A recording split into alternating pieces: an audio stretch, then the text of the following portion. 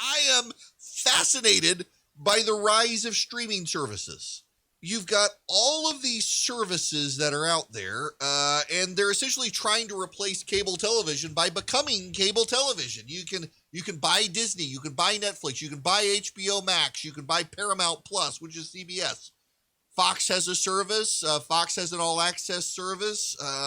Who else? ABC and Disney. They're together. The whole thing is nuts. Here, okay, an updated list.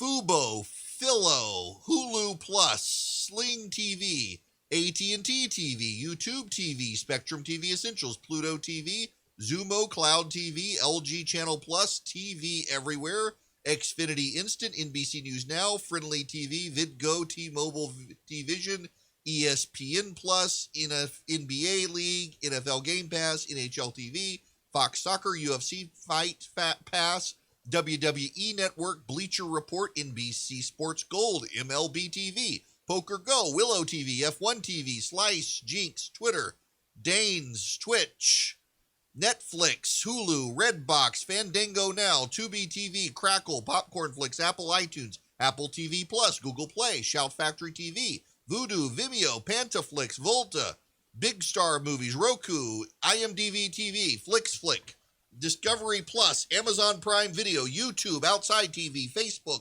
Crunchyroll, Funimation Now, VRV, DC Universe Plus, Curiosity Stream, Guide Dog, Magnolia Selects, PureFlix, Dove Channel, Faith and Family, Drama, Fever, Blaze TV, Laugh Out Loud, Kawada TV, Broadway TV, BritBox, Acorn TV, Filmstruck, Fender, Gala, Quello, Reverie. I hadn't heard of any of these.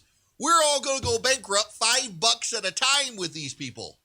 There used to be this thing. In fact, there's still this thing called cable television, where you can pay, $100? You can get all the sports, you can get all the entertainment, you can get it all together, you can line it all up.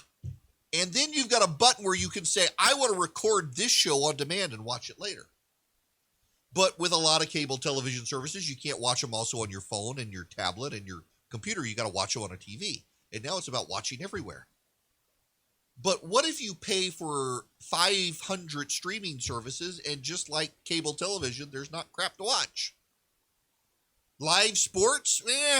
I bought a hockey package to have something to watch with Philip when he comes over on Sunday so I don't actually have to talk to him.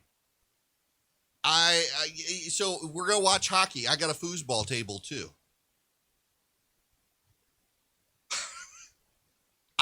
I don't know that he's listening with what I just said. We'll see if there's a reaction. But you get college football. Maybe you get baseball. Y'all, I'm sorry. I love baseball in a stadium with a beer. But watching baseball on TV, I might as well watch chess. Yeah, he says, I'll love the hockey. Yeah, I won't have to talk to you. We'll watch hockey. We'll watch fights. It'll be like the UFC and the WWF combined. I'm sorry, the WWE. But still, not to distract from the central point here. You could buy cable television and watch television, or you could buy a bunch of streaming services to replace television, and in your head you think, well, I'm only going to get the one that I want to watch. But you don't want to watch just one. I got Netflix. Do you know how hard it is to find something worthwhile to watch on Netflix these days? Both of my kids think I should just go on and cancel it. Except Chef's Table. I love Chef's Table and The Crown. We've got Disney Plus, and apparently I got to get into WandaVision. We've got HBO Max, which I hardly ever watch anymore. And then I bought a giant TV. I bought a 85-inch television. 4K no less. Sony Bravia. Got a Dolby Atmos surround sound system, and I'll go watch it on a Friday night, and my family, they're all staring at their tablets. Like, why do you want to watch a movie on your phone when you could watch it on an 85-inch? Because you can watch it in your bed, in your room. But this goes full circle here. We're all going to go bankrupt. If you go down this road, you can buy I have a DirecTV package. I've got the full biggest DirecTV package, and I have that particularly for this radio show. We don't even use it in the house, but I have it for here so that if there's breaking news on a particular channel, I can fire up the audio and be able to play it for you guys for a few minutes so you can listen, C-SPAN and the like. I've got it so I can keep up with the news when I travel and stuff. It's really, in fact, I've expensed it through the office because we don't watch TV in our house. We haven't turned on the satellite direct TV in I don't know how long. The only time I use it is when I'm in here on radio.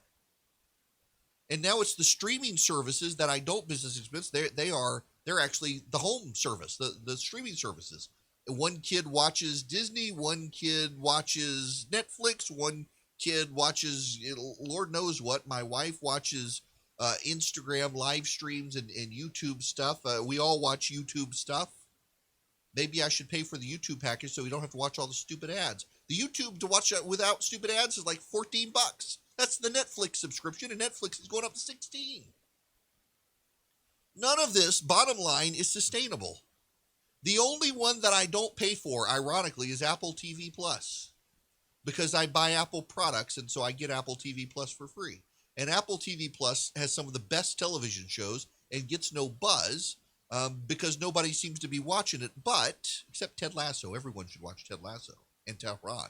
Tehran, by the way, if you buy an Apple product, you get Apple TV Plus. You should immediately go watch Tehran and Ted Lasso. Ted Lasso is the greatest television show of the last year. Terrible profanity, you are warned, but it is the greatest show of the last year. And I don't have to pay for Apple TV Plus because I buy Apple products, and so you get it for free. And it is increasingly, rapidly becoming the new HBO. HBO is now bought by AT&T, and HBO has now decided to be everything and the kitchen sink streaming service. None of it quality, all of it okay. Apple has decided to actually be very selective. In fact, it's hired the head of HBO who brought you The Sopranos and Game of Thrones. So Apple TV Plus now has essentially the guys who vetted the product for HBO when HBO was the thing everyone buzzed about. They're now at Apple TV Plus. HBO Max now has all of HBO stuff and then some, and all of their old great content, but a lot of new stuff that isn't quite as good. And so Apple is making a strategic play, much like its products. We're not going to be for everybody, but we're going to be the best. And I don't know that any of us can keep up with any of this stuff. This is everyone wanted the broken chain where you could pick and say, I want this channel and not all the other channels. And now that we're finding out what it looks like, I don't know that it's sustainable. I have a sneaking suspicion. I've got a sneaking suspicion that Apple's going to try to solve this problem. They've tried to a degree, and I don't know that I like what they've come up with so far. You can go to if you've got an Apple TV, which I do, it's a box that you get all the streaming services, all your iTunes content, and you can see all the stuff. There's a live now button. You can see all the sports that's live, all the TV shows that are live. You can see all that stuff. I don't know that they've quite cracked it yet, but it looks like there are several patents floating around. Maybe, just maybe, they're going to try to solve this problem. Somebody should solve this problem. I don't think it's sustainable to have the HBO app, the Netflix app, the Apple app, the Disney app, the Hulu app, all of these other apps, and you're paying $5 for this one, $15 for this one, $2 for this one, free for this one with ads, and on and on and on and on and on. I just don't think that's sustainable. And you and I don't want to go bankrupt. How many Americans at this point don't even realize that they're spending as much as they are in subscriptions every month?